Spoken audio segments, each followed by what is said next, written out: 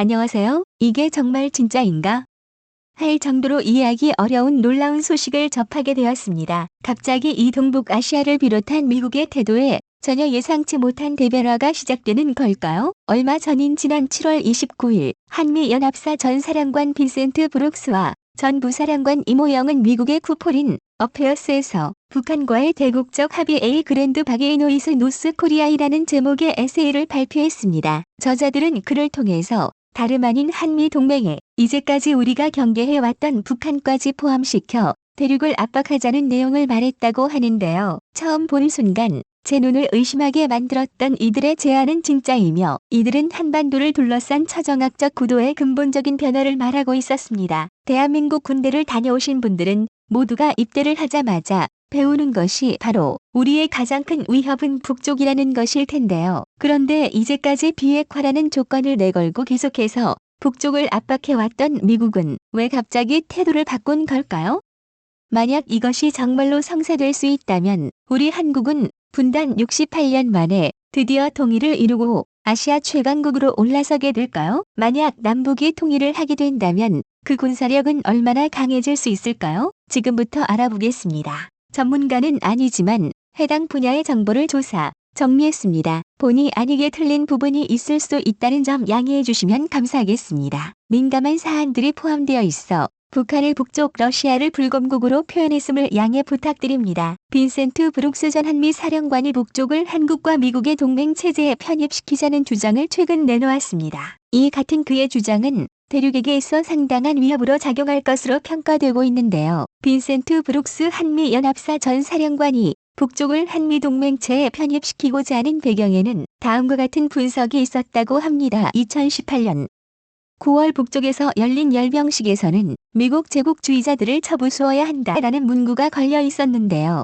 지난해인 2020년 10월 10일 조선노동당 창건 75주년 기념 열병식에서 북쪽은 화성-16호 신형 대륙간 탄도미사일 CBM을 공개했지만 2018년과 달리 미국에 대한 적대적인 슬로건을 내걸지는 않았다는 점을 눈여겨보았다고 합니다. 브룩스 전 사령관은 지난 2020년 북쪽이 순항 미사일과 단거리 미사일을 발사한 것도 긴장을 고조시키려는 의도라기보다는 자체 방어 훈련 목적이 강했다고 평가했다는데요. 현재 상황에서 북쪽은 경제 안보가 최우선 과제라고 지목하면서 자국 경제 안보의 미래를 보장해 줄 수 있는 미국과의 대화 여지를 남겨두기 위해 군사적 움직임에는 매우 신중하다라는 내용을 남겼습니다. 빈센트 브룩스 전 사령관은 지금과 같은 북쪽의 변화는 현재 미국의 대통령이다. 대한민국의 지도자에게는 가을라는 말도 덧붙였는데요. 두 정상은 북쪽 경제 위기의 해결을 목표로 삼아야 한다라는 발언을 했습니다. 그가 바라는 것은 굳건한 한미 동맹을 유지하며 이를 기반으로 대북 정책을 펴서 북쪽이 한미 간의 균열을 이용하지 못하게 해야 한다고 말했는데요. 한미 동맹을 위해 주한미군의 자유로운 훈련이 필요하며 북쪽과는 새로운 관계를 열어나가야 한다고 제안했습니다. 먼저 인도적, 의료적 구호를 통해 즉시 북쪽을 지원하고 그 다음 문사적 긴장을 낮추기 위한 공동 결의문을 채택하고 그 다음 2018년 도출된 남북 군사 합의를 진행시켜야 한다는 것이 그의 생각이라고 합니다. 특히 종전협정 등의 형식으로 남북 간 관계 개선 의지를 보일 경우 북쪽은 비핵화는 물론 안보 분야의 일괄 합의도 아를 수 있을 것이며 이후에는 현재의 정전협정을 평화협정으로 바꾸는 상황도 올 수 있을 것이라 말했는데요. 그 다음에는 북쪽과의 관계 정상화 단계를 거쳐 한미가 북쪽의 경제를 살릴 수 있는 조치를 취해야 한다고 말하기도 했습니다. 이 같은 브룩스 전 사령관의 말은 과거 그의 언행과는 사뭇 달라 이 말을 했다는 것이 진짜인지 의심스럽긴 합니다. 하지만 그가 이렇게까지 하면서 얻기를 원하는 것은 바로 날이 갈수록 미국에게 날을 세우고 있는 대륙과 여전히 미국에게 우호적이지 못한 불검국과의 대체의 힘을 합친 북쪽과 우리 대한민국이 도움이 되는 것인 듯합니다. 현재 북쪽과 대륙은 여전히 한미 동맹에 방위가 되고 있으며 대륙의 경우 한국의 고고도 미사일 방어 체계 THAAD를 배치한 것에 대해 경제 보복으로 대응한 점을 들어 대비가 필요하다고 말하고 있습니다. 한미 두 정상은 이런 식의 새로운 압력에 대해 준비되어 있어야 한다. 한미 동맹은 더 이상 외부 군사 공격에 대응하는데 그치지 않고 대륙이나 불금국 등의 경제 압박에도 대응할 수 있는 새로운 차원으로 나아가야 한다는 것이 대륙을 견제하는 데 있어 남북한이 힘을 합치는 과정에서 빈센트 브룩스 전 사령관이 제시한 조치들에 대해서는 논란이 없을 수가 없을 겁니다. 작년인 2020년 남북 공동연락사무소 폭파 등으로 인해 한반도의 긴장감이 높아졌을 때를 생각하면 북쪽과 대한민국이 타협을 이뤄내고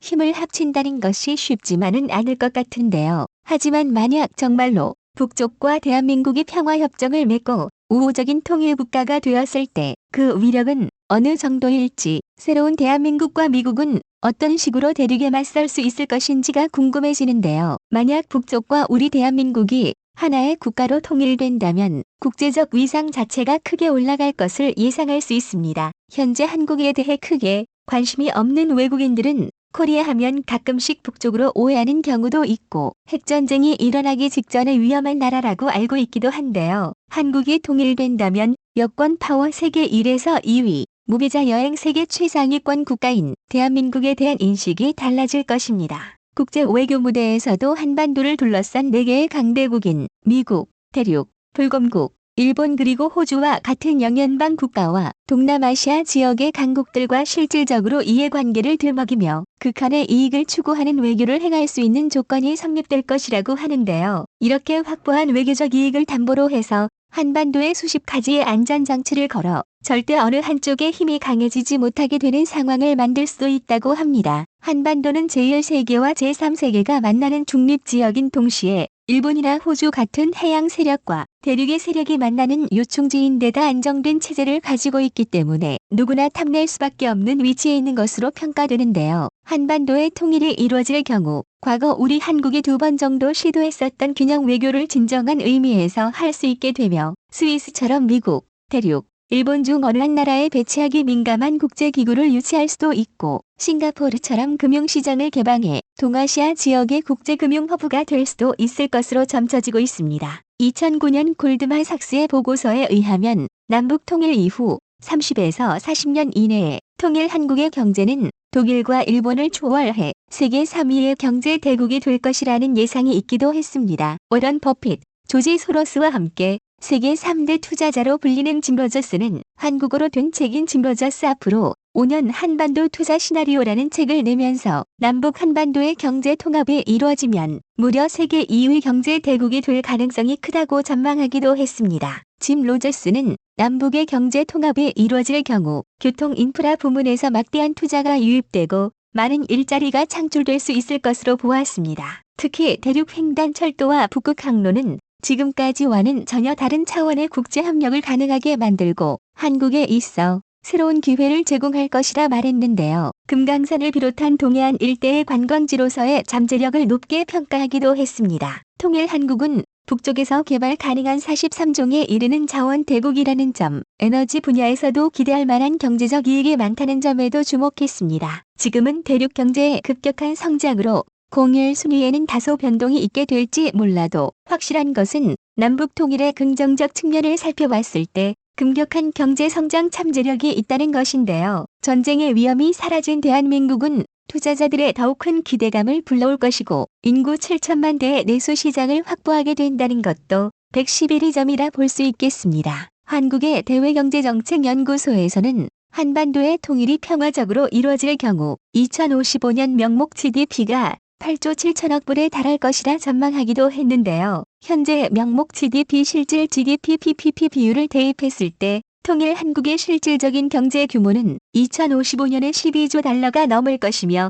이는 미국, 대륙, 인도 다음 가는 세계 4위 규모가 될 것이라는 전망도 있습니다. 물론 이 같은 점들은 남북 통일을 긍정적인 측면에서만 바라본 경우이고 부정적인 측면은 따로 영상을 만들어야 할 정도로 만만치 않게 존재하는데 이에 대한 것은 다음 기회에 말씀드리는 것이 좋을 듯하네요. 왜냐하면 통일이 될 경우 우리는 대륙이라는 새로운 위협을 맞닥뜨리게 되기 때문입니다. 지정학적으로 볼 때 전시 상황의 경우 대륙의 입장에서 한반도는 공격 목적이든 방어 목적이든 반드시 장악해야 하는 국가일 것으로 전망되고 있습니다. 한반도는 대륙이 서해뿐만 아니라 태평양에 진출하기 위해서도 반드시 영향권 안에 두어야 할 전략적 요충지로 여겨질 텐데요. 대륙의 수도인 베이징은 통일 한국에 있어 28시간이면 닿을 수 있는 가까운 곳에 있으며 우리의 동맹으로 세계 최강 미군이 자리 잡고 있기 때문에 그들로서는 성가신 존재가 될 수밖에 없을 겁니다. 게다가 비록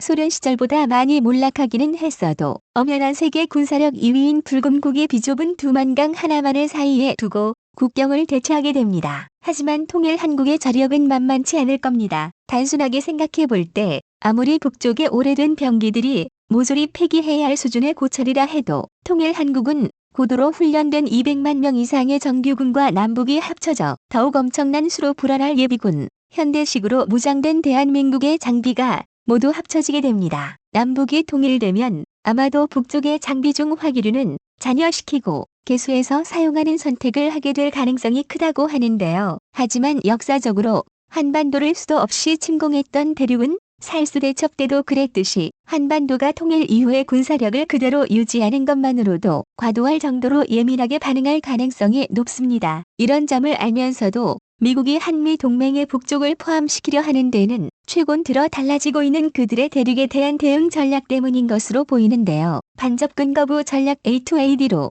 미군과 그 동맹국들의 견제에 대응해왔던 대륙은 이제 그와 아주 유사한 방법으로 위협을 받게 되었습니다. 다음 시간에는 최근 들어 달라질 기미가 보이고 있는 미군의 대륙에 대한 대응 전략과 본격적으로 통일 한국과 대륙이 군사적으로 충돌할 경우